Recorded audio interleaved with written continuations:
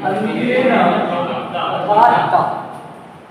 इता का विशेषण है अंत्येन, तो विशेषण को हम पहले रख दिए तो क्या बन गया? अंत्येन इता। फिर सह को रख दिया और आदि है तो अंत्येन इता सह आदि, आदि ऐसा बन गया। अब ये आदि और अंत्य बिना मध्य के संभव नहीं।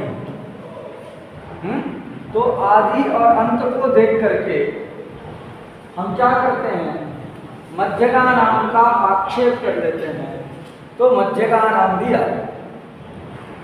तथा स्वरूपम सप्तस्या सप्त संज्ञा, इस सूत्र के द्वारा स्वम पद की अनुवृत्ति किए अर्थवसात विभक्ते परिणाम, इस सिद्धांत के अनुसार विभक्ति का षष्ठ्यंतत्वेन विपरिणाम कर दिए तो स्वम के षष्ठी में बन गया स्वस्य। संज्ञा प्रकरण है जिससे संज्ञा पद का लाभ हो गया। और सर्वम वाक्यम क्रियायाम परिसमाप्यते इस नियम के अनुसार स्यात् इस क्रियावाचक पद का अध्याहार हमने कर लिया। तो वृत्ति क्या बन गई? अंत्येन इता सह आदिर मध्यगानाम स्वस्य च संज्ञा। अब ये जो मध्यगा नाम का हमने अध्याहार किया है, आक्षेप किया है, कैसे किया है? तो उसके लिए हमने बताया था एक प्रमाण है अर्थापत्ति प्रमाण। क्या प्रमाण है? अर्थापत्ति प्रमाण। हर दर्शन अलग अलग प्रमाण को स्वीकार करते हैं।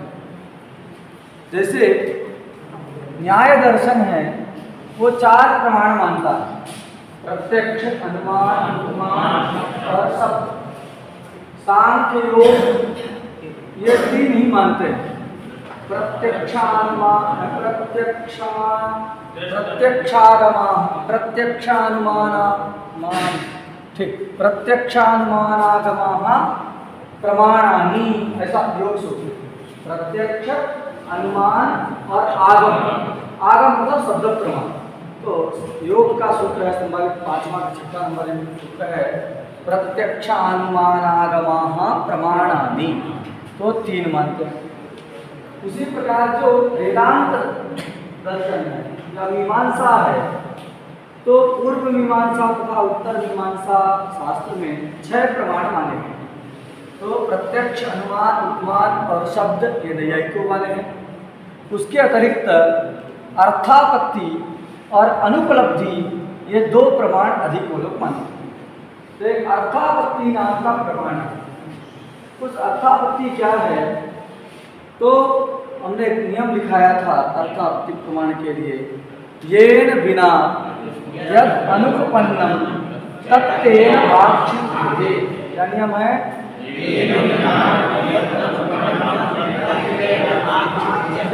लिख देते हैं, इसको देख के समझिए।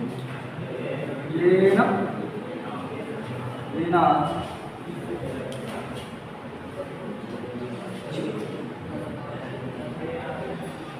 यदनुपन्नम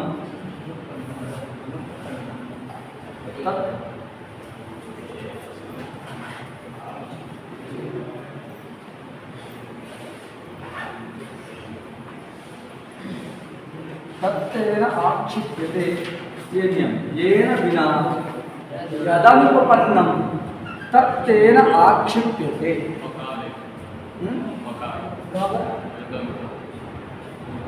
यद अनुपन्नम,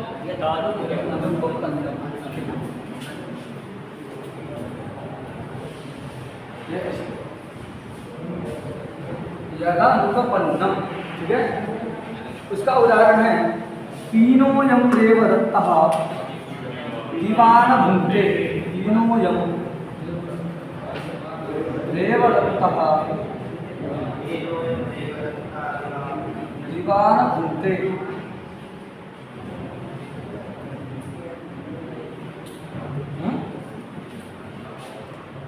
अयम मतलब यह मोटा देवदत्त दिन में नहीं खाता।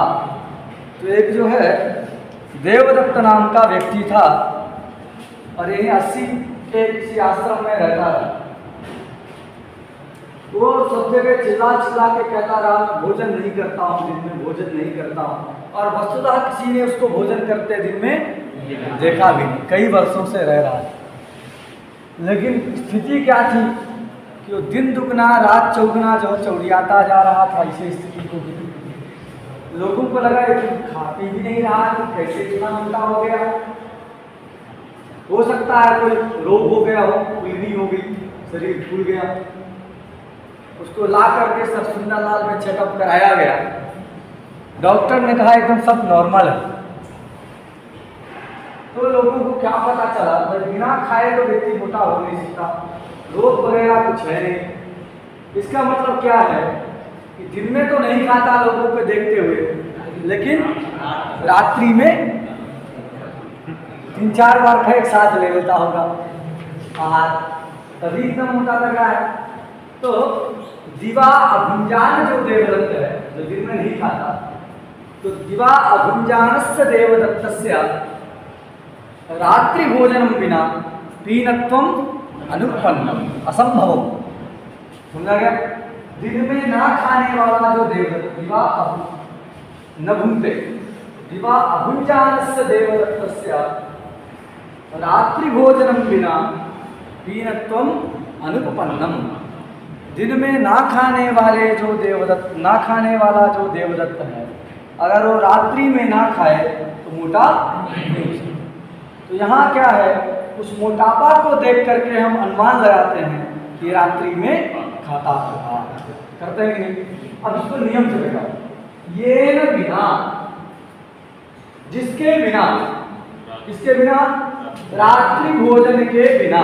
दिन में तो नहीं खाता है, निषेध, दिन में नहीं खाता, तो ये बिना मतलब रात्रि भोजन बिना, रात्रि भोजन के बिना यत् अनुपन्नम। कौन असंभव, अनुपन्नम मतलब असंभवम समझो।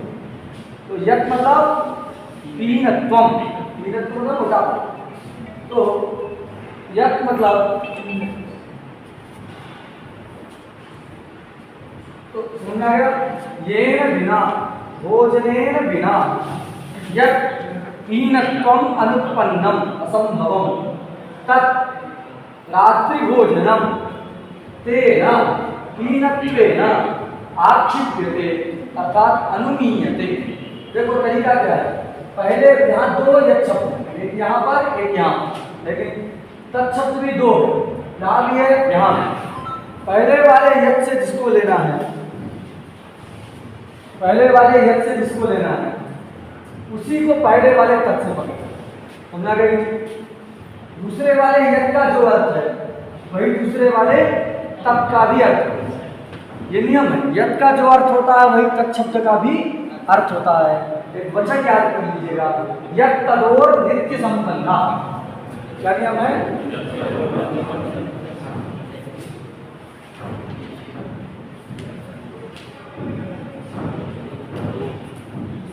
यत् तदोर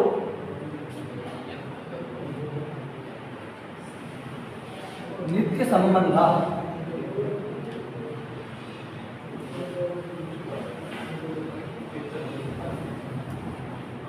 यत् तदोर नित्य संबंधा, यत् और तत् का नित्य संबंध।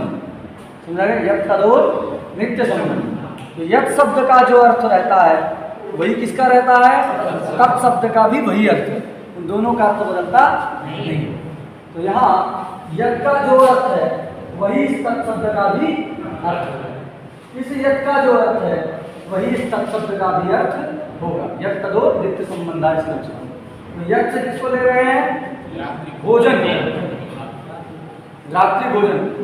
ये बिना, रात्रि भोजनेन बिना यत् पीनत्वम अनुपन्नम असंभवम तत् रात्रि भोजनम। यत् से उसी के लिए थे, रात्रि भोजनम तेन पीनत्वेन हेतुना। उस पीनत्व हेतु को देख करके आक्षिप्यते अर्थात अनुमीयते। घट गई पंक्ति कि रात्रि भोजन के बिना पीनत्व अनुपन्न है, असंभव है। अतः उस रात्रि भोजन का पीनत्व के द्वारा आक्षेप हो जाता है। अनुमान कर लेते हैं रात्रि भोजन का मोटापा को देखकर, मोटा है तो रात्रि में खाना बस में। उसी प्रकार यहाँ आदिरंत्यन संहिता में समझना है। क्या समझना है? आदि और अंत के बिना, आदि और अंत के बिना क्या मध्य के बिना, किसी समुदाय के बिना आदि और अंत क्या है? अनुत्पन्न है ना। समुदाय के बिना आदि और अंत अनुपन्न। जैसे यहाँ था ये बिना, तो समुदायम बिना यद अनुपन्नम, आदि और अंत अनुपन्नम तत् ससमुदाय तेन आद्यन्ताभ्याम अनुमीयते आक्षिप्यते। समझा गया कि नहीं? आदि मतलब समुदाय आदि अंत के बिना असंभव है, अतः आदि अंत को देख करके समुदाय का आक्षेप हो जाता है। क्लियर हो गया कि नहीं सर? इसलिए मध्यगा नाम का हमने यहाँ क्या कर लिया? आक्षेप कर दिया इस अर्थापत्ति प्रमाण के अनुसार। तो मध्यगा नाम आ गया, स्वस्य भी आ गया, तो अर्थ क्या बन गया? अंतेन इतासः आदिर मध्यगा नाम स्वस्य च संज्ञा। अंत इत संज्ञक वर्ण के साथ उच्चार्यमाण जो आदि वह मध्यगामियों का तथा स्व का बोधक होता है। क्या होगा? अंत्य इत संज्ञक वर्ण के साथ उच्चार्यमाण जो आदि वह, अभी देखो अच प्रत्याहार बनाना है। क्या बनाना है? अच प्रत्याहार बनाना। सूत्रकार आदिरंत्यन संहिता के द्वारा बनाना है, तो अंत इत संज्ञक वर्ण खोजना पड़ेगा। तो अंत इत संज्ञक वर्ण पहले खोजेंगे, उसके साथ उच्चार्यमाण किसी आदि को खोजेंगे, तब कहीं जा करके ये प्रत्याहार बनेगा और वो मध्यगामी का बोधक। लेकिन ये जो अर्थ है अंत इत संज्ञक वर्ण के साथ उच्चार्यमाण जो आदि वह मध्यगामी का बोधक होता है, स्व का भी बोधक होता है, ऐसा अर्थ करोगे तो कोई भी प्रत्याहार आप नहीं बना सकते। ये जो अर्थ है, ये अर्थ जो हमने बताया अभी हिंदी में, तो ये अर्थ अगर स्वीकार करते हैं तो कोई भी प्रत्याहार आप बना ही नहीं सकते। क्यों नहीं बना सकते? क्योंकि कहता अंत इत संज्ञक वर्ण के साथ उच्चार्यमाण आदि की अंत इत संज्ञ अच बनाना है। अंत इत संज्ञक वर्ण क्या मिलेगा? आई उच का अच्छा है कि नहीं?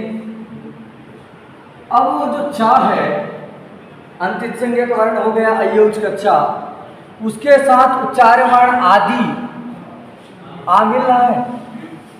इस चा के साथ उच्चार्यमाण नहीं है, उसके साथ चाहिए। कहा का मतलब साहित्य होना चाहिए, सार्थ साहित्य होता है। तो उसके जो अंतित संज्ञक वर्ण है अच्छा, उसके साथ मतलब अव्यवहित उच्चरित जो आकार पूर्व में, ऐसा तो कहीं है नहीं जिसके साथ उच्चरित है ओ।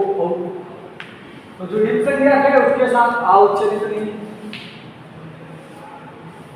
है ना, इसलिए प्रत्याहार जहां यहाँ उच्चरित इको यर्ची में जो अच लिखा है उस अच में उच्चरित है अंत जो चा है उसके साथ आ उच्चरित। लेकिन दुर्भाग्य ये है कि ये चा की संज्ञा नहीं। कोई भी सूत्र जो है अच के चकार की संज्ञा नहीं करता, क्योंकि ये जो अच है वो उपदेश ही नहीं। ना तो ये अच धातु है, ना प्रत्यय है, ना आगम है, ना गण है, कुछ भी नहीं। तो ये अच क्या नहीं है? उपदेश नहीं है। अच उपदेश ना होने से चकार की संज्ञा नहीं। जहां चा के साथ आदि मिल रहा है आकार, ऐसा अच मिल रहा है, वहां पर क्या है कि वो चा एक संज्ञक नहीं। जहां एक संज्ञक है अयोच में, वहां पर उस चा के साथ उच्चारण आदि अच ऐसा मिल नहीं है। तो फिर अंत इत्संज्ञक वर्ण के साथ उच्चार्यमाण आदि मध्यगामी का बोधक होता है, ऐसे अर्थ करोगे तो प्रत्याहार कैसे बनेगा? बन पाएगा? नहीं, बन ही नहीं सकता। तो कह रहा उसके साथ ये साह नहीं लिखा होता तो कथनचित हो जाता, साह नहीं होता तो कथनचित बन सकता, लेकिन सा लिखा है, सा का मतलब साहित्य, तो अब व्यवहित होना चाहिए, साथ में होना चाहिए। इसके और आ के बीच में तो कई सारे 9 वर्णों का जो है, 8 वर्णों का जो है मसला, इसलिए एतादृश अर्थ हमको नहीं करना है कि अंत इत्संज्ञक वर्ण के साथ उच्चार्यमाण आदि मध्यगामी का बोधक होता है। फिर क्या अर्थ किया जाए? जिस अर्थ को स्वीकार करने पर ये अच प्रत्याहार बन सके, ऐसा कोई अर्थ मानना पड़ेगा। तो अर्थ क्या? अर्थ तो यही रहेगा। इस अर्थ में थोड़ा हम परिष्कृत कर देंगे, इस अर्थ को क्या कर देंगे? परिष्कृत कर देंगे, कुछ परिष्कार कर लेंगे। क्या किया जाएगा?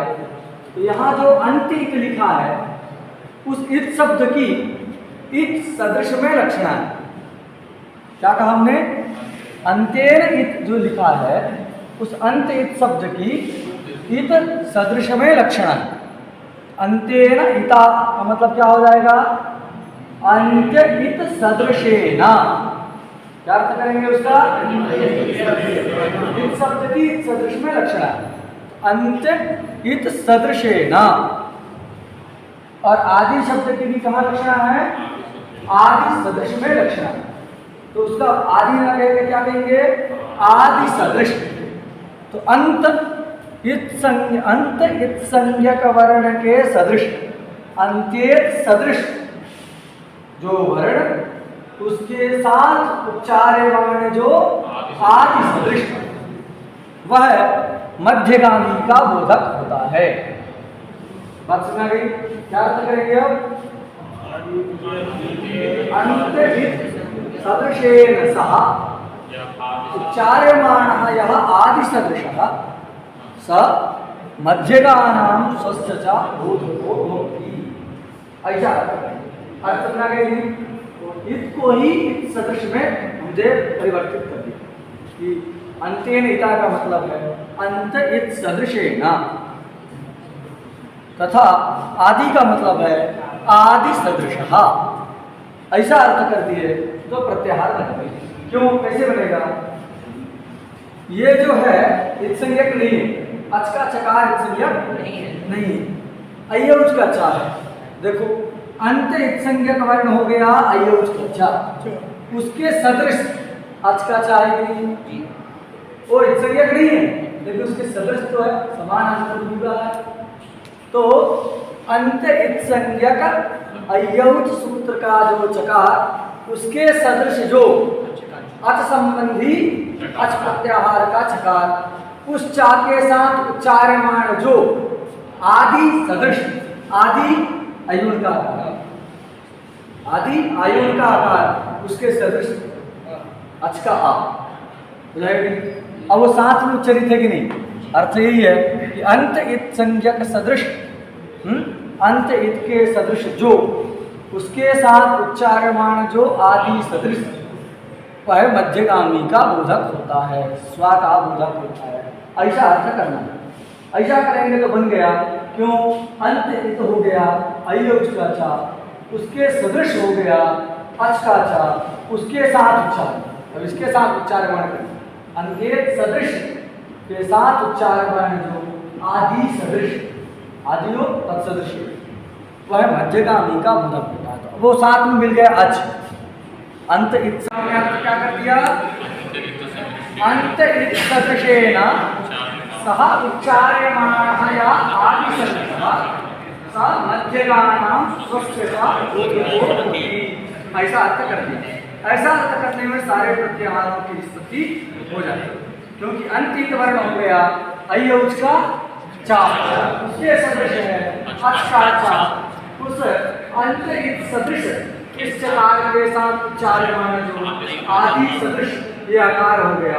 तो फिर ये जो अच समुदाय है, वो अच समुदाय मध्यगामी का बोधक हो जाएगा। बात समझ गई? आज ये क्या है? संज्ञा। आज क्या है? संज्ञा। संधि कौन होगा? तो इसके मध्य वाले संधि होंगे। कौन होंगे? मध्य में कौन कौन आ रहा है?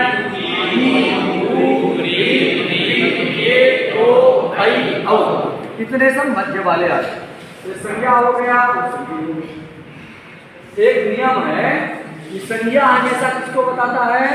संगी को बताता है। लिख लीजिएगा, संज्ञा ही संगिनम बोधयति न तो आत्मानम। क्या नियम है? संज्ञा ही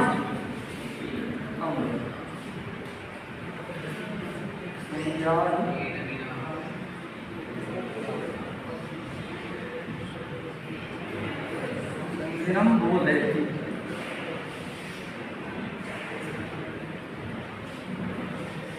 संज्ञा ही संगिनम बोधयति न तो आत्मानम।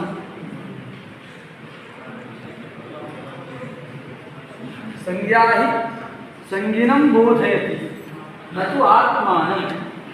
संज्ञा किसको बताता है? हमेशा संगी को बताता है, अपने स्वरूप को नहीं बताता। जैसे अभी किसी एक बालक का नाम है राम।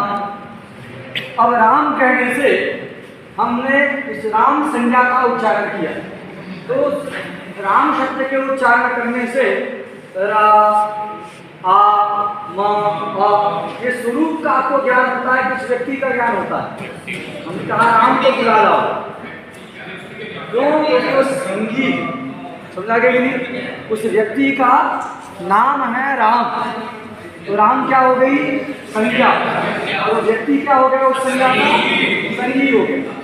तो राम कहने से उस व्यक्ति का बोध होता है, अर्थात संगी का बोध होता है, और राम इस अनुभूति का बोध नहीं होता है। इसी को कहा गया संज्ञा ही संगिनम बोधयति न तो आत्मानम।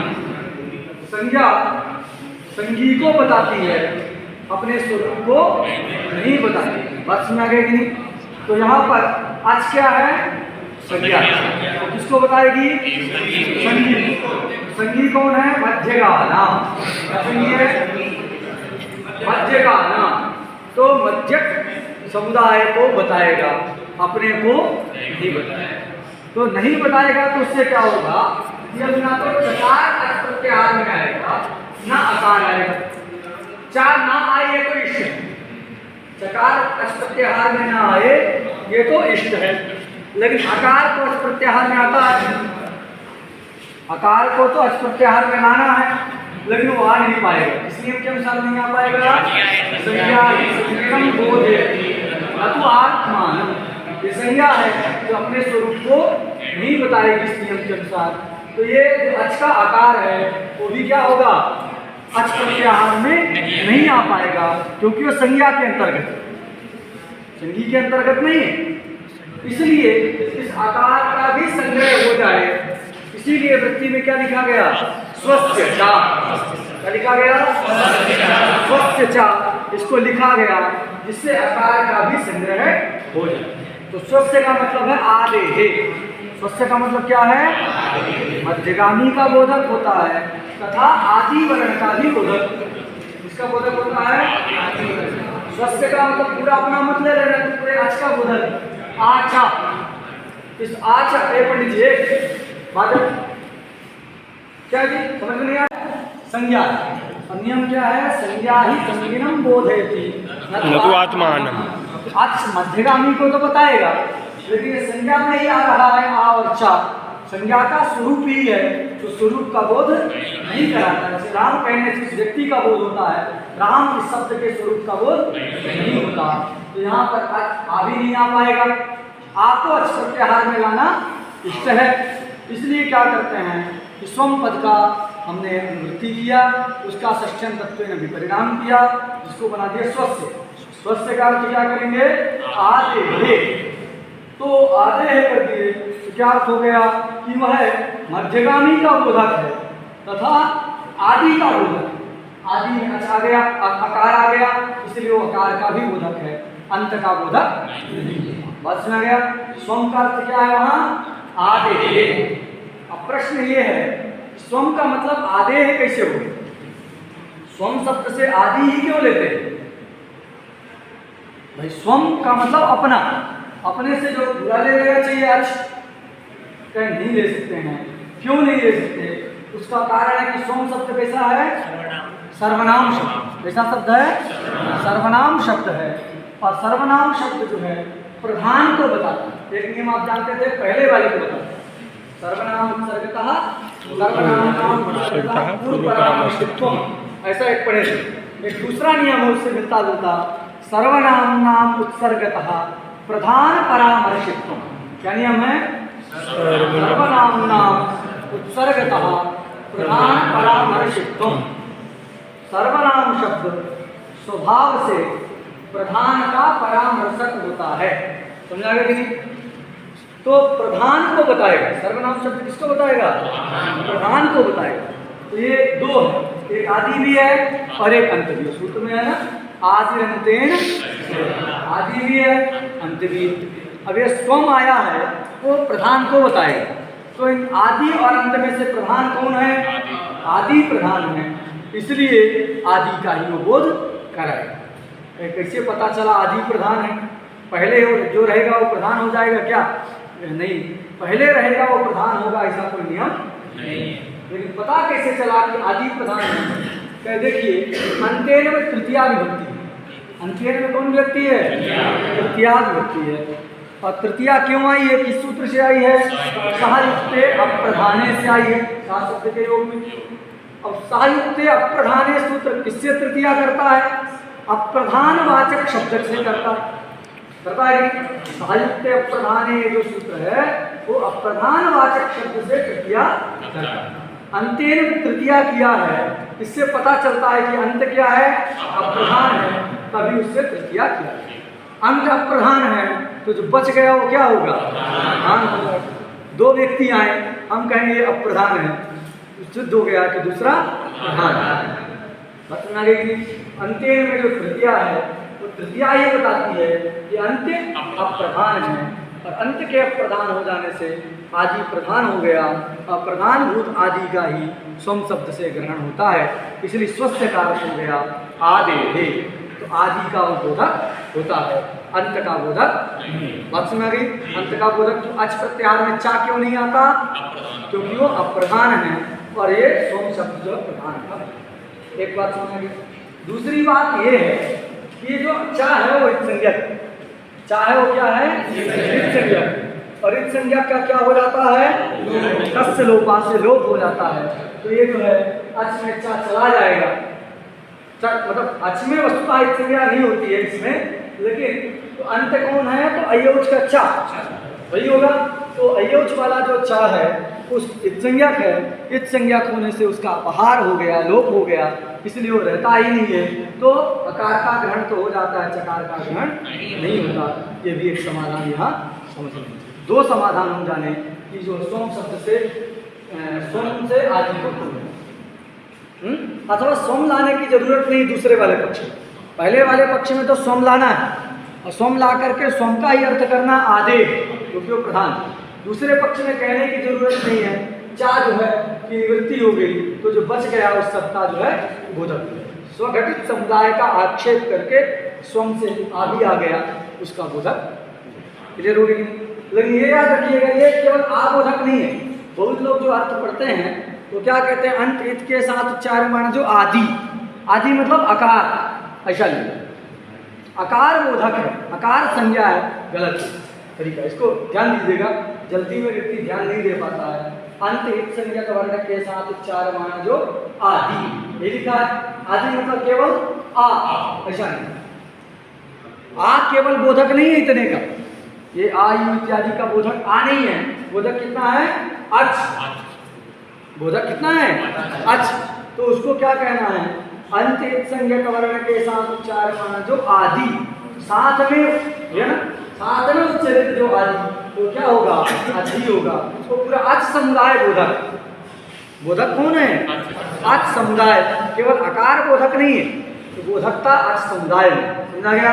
संज्ञा अच, संज्ञा क्या है? अच संज्ञा है। मध्यगा नाम उसका संयुग है। क्लियर हो गया कि नहीं?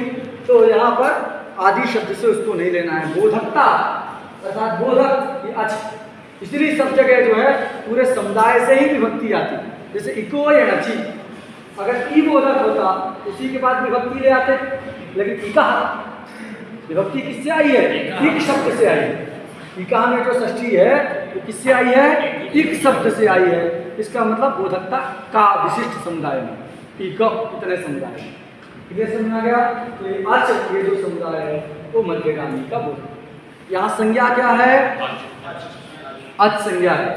अच संज्ञा है, लेकिन हम संज्ञा सूत्र का लक्षण बताए थे क्या? संज्ञा संगी बोधकत्वम, संज्ञा सूत्र। तो जो सूत्र संज्ञा का बोध कराए तथा जो संगी का बोध कराए उसको संज्ञा सूत्र कहते हैं। तो वहाँ तो सब स्पष्ट था, दर्शन लोप में लोप संज्ञा है, अदर्शन संगी है, अलंत्यम में भी इत संज्ञा है और बाकी जो शेष बच गया है वो सब संगी है। यहाँ क्या संज्ञा है और क्या संगी है ये ठीक से समझ में नहीं आता। आदि संहिता सूत्र में संज्ञा बोधक पद कौन सा है और संगी बोधक पद कौन सा है ये जो साफ सुथरा समझ में नहीं आता। तो उसको क्या कहेंगे? ये अंत इत के साथ उच्चारण थे, अंतेन इता सह आदि, ये जो अच है ये पूरा पूरा क्या है? संज्ञा। मतलब जितना दिख रहा है ना इस सूत्र में आदि अंतेन संहिता, ये सारे के सारे पद संज्ञा बोधक क्या है? आदि अंतेन संहिता। ये सूत्र में जो चार पद हैं चारों के चारों पद किसके बोधक हैं? संज्ञा के बोधक हैं। संगी का बोधक कोई पद इस सूत्र में साक्षात नहीं। समझा गया नहीं? क्योंकि अंत इत के साथ अंतेन अंतेन इता सह आदि, ये कौन है? अच। तो क्या है? संज्ञा। क्या कह सकते हैं? आदि अंतेन संहिता, संपूर्ण में इस सूत्र में जितने भी पद हैं वो सारे पद क्या हैं? संज्ञा के बोधक हैं, संगी के बोधक। संगी नहीं रहेगा तो संज्ञा हो सकता है? अरे पहले पुत्र उत्पन्न हुआ तब ना उसका नामकरण किया जाता है 10वें दिन, मतलब 11वें दिन। एकादशान मतलब 11वें दिन जो है तो समुत्तर काले जातस्य पुत्रस्य नाम विदध्यात्, ऐसा 10वीं के उत्तर काल में 11वें दिन अथवा 12वें दिन में पुत्र का नामकरण किया जाता है। तो अगर पुत्र होगा ही नहीं तो नामकरण होगा? तो पहले संज्ञा क्या चाहिए? संगी चाहिए। संगी को उद्देश्य करके संज्ञा किया जाता है। यहाँ संज्ञा तो है, संगी नहीं दिख रहा है, तो संगी के बिना संज्ञा भी क्या हो गई? अनुत्पन्न हो गई, असंभव हो गई। जैसे भोजन के बिना मोटापा असंभव। इसलिए उस संज्ञा को देख करके संगी का मध्यगा नाम का आक्षेप होता है, हम ऐसा भी कह सकते हैं। आदि अंत के द्वारा भी कहा जा सकता है, अथवा संज्ञा के संगी के बिना संज्ञा अनुपपन्न है, ये बिना यदनुपन्नम, तो संगिनम बिना संज्ञा अनुपन्ना, अतः संज्ञया, संज्ञा के द्वारा संगी आक्षिप्यते, संगी का अनुमान करते हैं तो मध्यगा नाम आ जाता है। बात सुना गया कि नहीं? तो इसलिए ये जो है आदि संहिता सूत्र को पढ़ा कि अंत, और यहाँ ये ध्यान रखना है कि जो अंत इत शब्द है वह अंत इत सदृश में लाक्षणिक है। आदि शब्द आदि सदृश में लाक्षणिक है। ये नहीं करोगे तो प्रत्याहार आप नहीं बना सकते। तो अर्थ क्या करेंगे? अंत इत सदृशेन सह उच्चार्यमाणः यः आदि सदृशः अच इत्याकारकः स मध्यगानां संज्ञा स्वस्य च संज्ञा। ठीक है, ये जो हो गया। अब ग्रंथ देखिए, ग्रंथ में क्या लिखा है? अंतेन इता सह आदिर मध्यगानां स्वस्य च संज्ञा यथा अणिति। जैसे अण संज्ञा, अण अण में कौन है? तो मध्य में कितने हैं? ई और उ। और अणा के मध्य में कौन है? ई और उ। अब स्व के द्वारा आ का भी ग्रहण हो गया, जो प्रधान है, तो अण कहने से आ ई उ इन तीन वर्णों का बोध होता है। ये अंत वाले का क्यों? क्योंकि उसका लोप हो जाए। क्लियर हो गया कि नहीं? और भी बीच में जैसे अच प्रत्याहार बनाए तो उसमें रिलिक में लिखा है कि नहीं, एवं में कहा है, ये सब क्यों नहीं आते हैं इस प्रत्याहार में? तो एक नियम है, याद एक वाक्य है, याद कर लीजिएगा, प्रत्याहारेषु इताम न ग्रहणम। क्या वाक्य है? इताम न ग्रहणम, प्रत्याहारेषु इताम न ग्रहणम, प्रत्याहारों में इत संज्ञक वर्णों का ग्रहण नहीं होता। ठीक है, इसको याद करिए, प्रत्याहारेषु इताम न ग्रहणम, इसको याद कर लीजिएगा। आखिर क्यों ग्रहण नहीं होते हैं, हितों का ग्रहण क्यों नहीं होता प्रत्याहार में? अंत वाले का ठीक है ना हो, अंत का ग्रहण ना हो चकार का, क्योंकि वो अप्रधान है, लेकिन बीच वाले आ रहे हैं। ए अंग में जो गा आया, ऋलिक का जो का आया, आयुर का जो ऋकार है, वो तो अंत से ग्रहित नहीं हो रहे यहाँ, उनका तो अच प्रत्याहार में ग्रहण होना चाहिए। क्यों ग्रहण नहीं होता? तो सिद्धांत ये है कि प्रत्याहार में एक संज्ञक वर्णों का ग्रहण क्यों नहीं होता? उसमें जो है हेतु और इसका उत्पादन हम जो है अर्थसंधि में पढ़ेंगे। रेपो रलयो संज्ञा, इस ग्रंथ को विचार करते हैं, है ना। रणसूत्रस्थावरणे सवोच्चार्यमाणो का व्याख्यान करेंगे, तो हमको याद दिला दीजिएगा, जिसे याद ना रहे इस समय तो बताएंगे कि आखिर प्रत्याहार में संज्ञक वर्णों का ग्रहण क्यों नहीं होता है। सिद्धांत हम जान गए, नहीं होता है सिद्धांत। क्यों नहीं होता, उसमें क्या कारण है, वो सब कारण हम ग्रंथ को पढ़ते, उस पंक्ति को पढ़ते समय जानेंगे। ठीक है, तो प्रत्याहार बना लेंगे। आगे भी देखो, जैसे एवं प्रत्याहार, अल प्रत्याहार, अल प्रत्याहार, सारे प्रत्याहार इसी प्रकार बनाना है। कोई दिक्कत? यहाँ आदि और अंत के लिए भी नियामन बताते हैं। देखो, आदि किसको कहते हैं? आदि उसको कहते हैं जिसके बाद में कुछ रहे और पहले कुछ ना रहे। परस्मिन् सति यस्मात् पूर्वम नास्ति सा आदि। क्या आदि का व्युत्पत्ति है? परस्मिन् सति यस्मात् पूर्वम नास्ति सा आदि। समझा गया? पूर्वस्मिन् सति यस्मात् परो नास्ति, जिससे पर में कुछ ना हो उसको क्या कहेंगे? अंत। पहले तो हो लेकिन बाद में कुछ ना हो उसको क्या कहेंगे? अंत कहेंगे। ये आदि और अंत का यहाँ विग्रह जो है आप ध्यान रखें। तो इस सूत्र के द्वारा ये प्रत्याहार करने वाला सूत्र है। आज का पाठ जो हम लोग यही पढ़ते हैं, आगे कल चलते हैं।